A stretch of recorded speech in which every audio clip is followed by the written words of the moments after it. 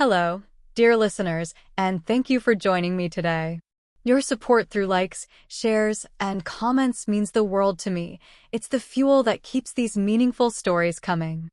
I hope you'll continue to share your love and thoughts as we dive into today's tale.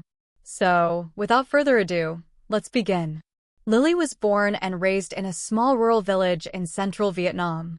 It was a place of endless green rice fields, red-tiled rooftops, and simple, hardworking people who lived day by day. Lily's family was poor but rich in love. Her parents worked tirelessly as farmers, their hands weathered from years of labor, to provide for Lily and her two younger siblings. As the eldest, Lily learned early on to be patient, caring, and grounded, never dreaming too big or chasing luxuries beyond her reach. By the time she turned 25, Lily had carved out a stable life for herself in the big city. She worked as an office clerk for a small company, earning a modest salary that wasn't much, but enough to send some money back home to support her family. To her, this life, simple, peaceful, and free of heavy pressures, was enough. But everything changed when Lily met James. Their first encounter happened at a work conference her company had organized. James, tall and striking with a calm face and deep, steady eyes, caught her attention the moment he stepped into the room. He was the guest speaker, delivering a talk on technical solutions in construction. His warm voice and confident demeanor captivated the entire audience. After the event, Lily was surprised when James approached her, asking her out for coffee to thank her for her help with the event. A little taken aback but quietly thrilled, she agreed. That first coffee date felt like a reunion of old friends. James shared stories of his life as a construction engineer, working on big projects across different provinces. He thrived on challenges, long trips, and the satisfaction of seeing a structure rise from the ground after months of hard work. Lily listened, her eyes sparkling with admiration. Meanwhile, James found himself drawn to Lily's simplicity and gentle nature, qualities he hadn't encountered in anyone else. From that day on, James texted her often, checking in with a warmth that slowly melted her initial hesitation. His patience and sincerity made her feel safe, and soon, she let her guard down. One day, James took Lily to see a bridge he was overseeing. Standing before the half-built structure, he said, "I hope this bridge, once finished, will connect two sides and bring a better life to the people here. Just like I want to be the one to connect the pieces of your life and walk with you." His simple, heartfelt confession touched Lily deeply, and from that moment, they became a couple. After 2 years of dating, James proposed to Lily on a small hill overlooking the city, the sunset painting the sky in shades of gold. Kneeling with a small, delicate ring in hand, he said, "Lily, you're the best thing that's ever happened to me. Will you marry me?" Tears welled up in her eyes as she nodded, overwhelmed with joy. Their wedding was modest but warm, filled with love and the blessings of family and friends who saw them as a perfect match, a gentle woman and a steadfast man. After the wedding, Lily moved into James's spacious home on the outskirts of the city. It wasn't just a house, it was a symbol of his hard work and determination. Living with them was James's stepmother, Margaret, a sharp, elegant woman in her 50s. Though not his biological mother, Margaret had raised James since he was young, treating him like her own. Lily quickly grew fond of her, charmed by her sophistication and kindness. She thought, with a family like this, her dreams of a happy life were finally coming true. But things weren't as simple as they seemed. Not long after the wedding, Lily noticed something odd about James. Every night, as she drifted off to sleep, he'd slip out of their room without a word. At first, she assumed he was working late or needed time to think. But when it became a pattern, curiosity gnawed at her. She began to realize he was going to Margaret's room. When she asked him gently, "Is Margaret unwell?" "I've seen you going to her room at night," James brushed it off. "She has trouble sleeping," he said. "I stay with her so she feels safe." It sounded reasonable, but a flicker of unease lingered in Lily's heart. Why hadn't he mentioned it before? And why every night? As time passed, Lily felt a growing distance between her and James. By day, he was still the caring husband she knew, But at night, when the house fell silent, he'd leave her alone in their big, empty room. Doubts crept in. Was this the marriage she dreamed of? Was their love truly complete, or were there shadows she couldn't reach?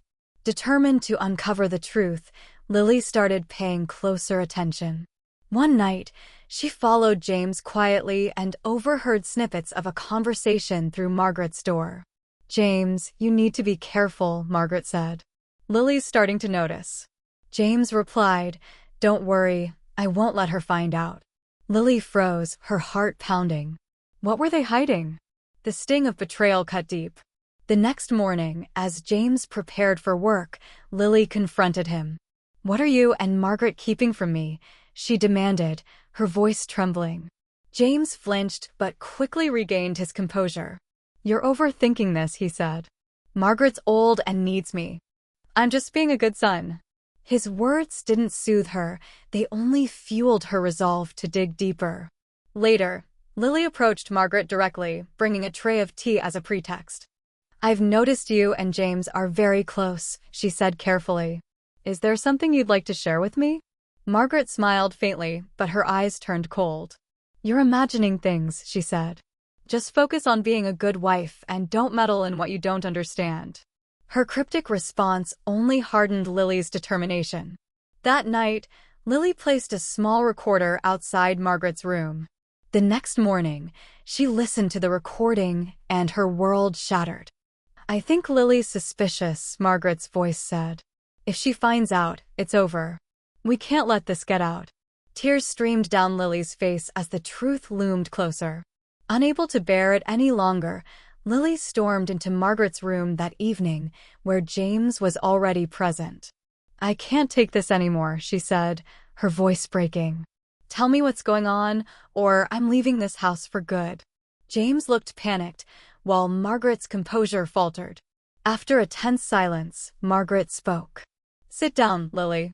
It's time you knew the truth." "I'm not sitting," Lily snapped. "Tell me now." Margaret sighed heavily and glanced at James, who nodded reluctantly. "Lily," she began, "James and I aren't just stepmother and son. We're lovers." The words hit Lily like a thunderbolt. She stumbled back, incredulous. "Lovers? Are you joking? This is sick." James stepped forward, pleading, "It started long before I met you." "I couldn't stop it." Margaret added, "I met James when he was young, when I joined this family. We grew closer than we should have." Lily laughed bitterly. "Closer? You're justifying an affair that's wrong on every level." James tried to take her hand, but she pulled away. "I tried to end it when I married you," he said. "But I couldn't abandon her." "Abandon her?" Lily cried. "You betrayed me every night. You think I'm blind?" Margaret interjected, "Blame me, not him. I started it. I couldn't let him go, even knowing it was wrong." Lily clutched her head, tears falling freely. "You both disgust me. I thought I'd found a family, but this is a twisted lie." She turned to leave, but Margaret called out, "Please, don't tell anyone. We'd lose everything." Lily shot back, "I've already lost everything." She stormed out, ignoring James's pleas as he chased after her. "I love you, Lily," he shouted. "Don't talk to me about love," she yelled, wrenching her arm free and leaving him behind. That night, Lily packed her bags and left, the cold wind biting at her as she stood outside, whispering, "What do I do now? I can't live in this nightmare." She took a taxi back to her parents' rural home. Her mother opened the door, startled to see her so late. "Lily, what's wrong?" she asked. "I'm just tired, Mom," Lily replied, fighting back tears. Her mother didn't press further, sensing her pain. For days, Lily avoided James's calls and messages, wrestling with her shattered trust. Then, unexpectedly, Margaret showed up at her family's house with a bag of fruit. "I'm not here to argue," she said softly. "I'm here to apologize." Lily's anger flared. "Apologize? For what? Lying to me? Using me?" Margaret sighed. "I never meant to hurt you. I just couldn't let him go." "Get out," Lily said, pointing to the door. "I'm done with you." That night, James called again. This time, Lily answered, her voice icy. "What do you want?" "I know I ruined everything," he said. "But you're the only one I love." "Love isn't just words," she replied. "You chose her over me every time." "I can't trust you anymore," he begged. "Give me a chance. I'll leave her, leave the house, anything for you." But Lily cut him off. "It's too late. Goodbye, James." She hung up, ending their story once and for all. Lily filed for divorce soon after. At the courthouse, James tried to sway her, but she stood firm. "I thought we could start over," she said, "but you destroyed that. Let's both be free." He bowed his head, defeated, as she walked away into the sunlight, breathing in her newfound freedom. Back in her village, Lily rebuilt her life. She took a job as an accountant at a local company and leaned on her family and old friends for support. Late afternoons found her walking the familiar paths by the rice fields, the golden sunset soothing her soul. Slowly, she rediscovered peace. One day, at a community event, Lily met Ethan, a literature teacher who'd recently moved from the city. Tall, calm, and with a warm smile, Ethan struck up a conversation with her. What started as casual chit-chat about work and life deepened into a connection. "Life doesn't always go as planned," he said one day, his eyes sincere, "but what matters is having the courage to start again."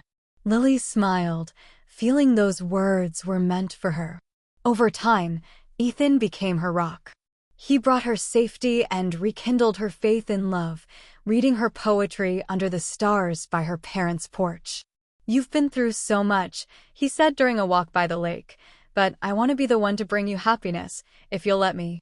Lily didn't answer right away, but her heart told her she was ready.